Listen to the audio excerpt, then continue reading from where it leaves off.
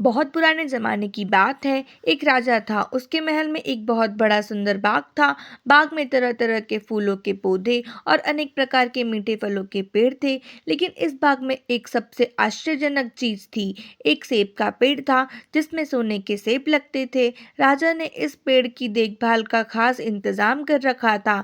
जब इसके फल पकते थे तो चौकीदार रात दिन पेड़ का पहरा दिया करते थे ताकि कोई सोने का सेब चुरा ना ले जाए। लेकिन एक दिन की बात है कि बाग के माली ने जब सोने के सेब को गिना तो उसमें से एक सेब गायब था।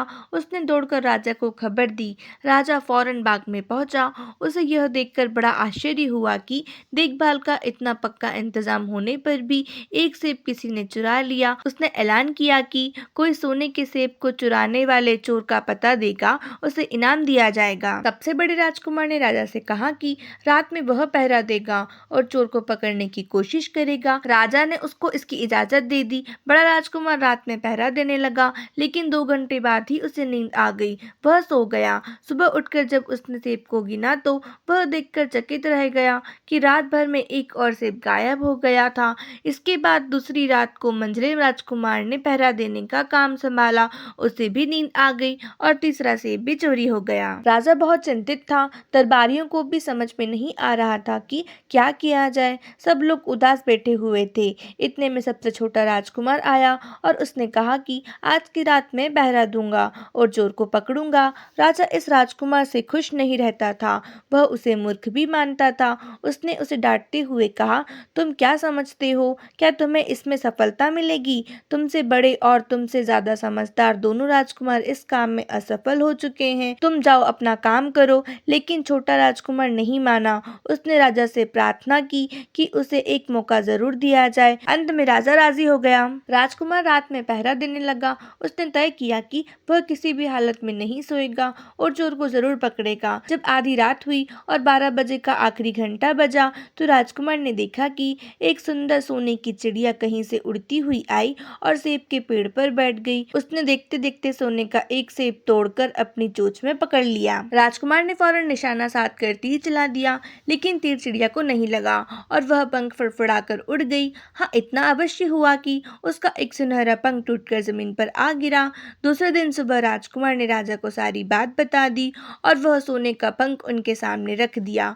पंख इतना सुंदर और इतना कीमती था कि राजा उसे देखता ही रह गया। उसने कहा, अगर उस चिड़िया का पंख इतना सुंदर है तो वह पूरी चिड़िया कितनी सुंदर होगी। मैं चाहता हूँ कि उस चिड़िया को कोई पकड़ लाए। सबसे पहले बड़ा राजकुमार इस काम के लिए रवाना हुआ। चलते चलते वह एक जंगल में पहुंचा। वहां उसने एक लोमड़ी को एक पेड़ के नीचे आराम करते हुए देखा।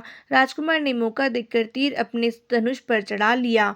वह तीर छोड़ने ही जा रहा था कि लोमड़ी ने चिल्लाकर कहा, राजकुमार मुझे मत मारो। मुझे पता है कि तुम सोने की चिड़िया की खोज में निकले हो। तुम मेरी राय मानो तो तुम्हारा काम जल्दी ही पूरा हो जाएगा। तुम इसी रास्ते से सीधे चले जाओ। शाम होने पर तुम एक गांव में पहुंचोगे। वहां तुम्हें आमने सामने 2 सराय मिलेंगे। एक सराय खूब सजी सजाई और सुंदर सी होगी, लेकिन तुम उसमें मत ठहरना। तुम उसके सामने वाली दूसरी सराय में ठहरना, जो बहुत मामूली और दिखने में भी भद्दी सी होगी। ऐसा करने पर तुम्हारा काम आसानी से पूरा हो जाएगा। लोमड़ी की बात सुनकर राजकुमार को हंसी आ गई। उसने डांट कर कहा, भाग जा यहाँ से। मुझे तुम्हारी सलाह की जरूरत नहीं है। यह कहकर उसने तीर छोड़ दिया, लेकिन लोमड़ी बहुत चालाक थी। वह बचकर निकल भागी। राजकुमार आगे चलता गया। शाम को जब वह एक गांव में पहुंचा तो उसने देखा कि वहां सड़क के किनारे सचमुच 2 सराय थी। उसमें से एक सराय खूब सजी सजाई थी। उसके अंदर से लोगों के नाचने गाने की आवाजें आ रही थी।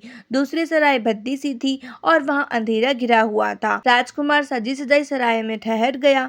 थोड़ी देर में वह भूल गया कि वह असल में सोने की चिड़िया की खोज में निकला था। उधर जब काफी समय बीत गया और बड़ा राजकुमार नहीं लौटा तो मंझला राजकुमार सोने की चिड़िया की खोज में निकल पड़ा। वह भी उसी तरह चलते चलते जंगल में पहुंचा तो वही लोमड़ी उसे भी मिली। इस राजकुमार ने भी लोमड़ी की बात पर कोई ध्यान नहीं दिया। जब वह शाम को उस गांव में पहुंचा तो बड़े राजकुमार की तरह सजी सजाई सराय में ठहरा। वहां के नाच रंग में मस्त होकर वह भी अपना काम भूल गया। यहाँ तक कि उसे घर लौटने की भी सूझ ना रही। अंत में सबसे छोटे राजकुमार ने कहा कि मैं सोने की चिड़िया की खोज में जाऊंगा। राजा को विश्वास था कि उससे बड़े दोनों राजकुमार इस काम में सफल नहीं हुए तो इसे भी सफलता नहीं मिलेगी, लेकिन उसके जिद करने पर राजा ने उसे इजाजत दे दी। आज के लिए बस इतना ही। इसका नेक्स्ट पार्ट देखना बिल्कुल मत भूलिएगा। अगर वीडियो अच्छी लगे तो चैनल को सब्सक्राइब करिए और वीडियो को लाइक करना बिल्कुल मत भूलिए। मिलते हैं अगली स्टोरी में। Thanks for watching.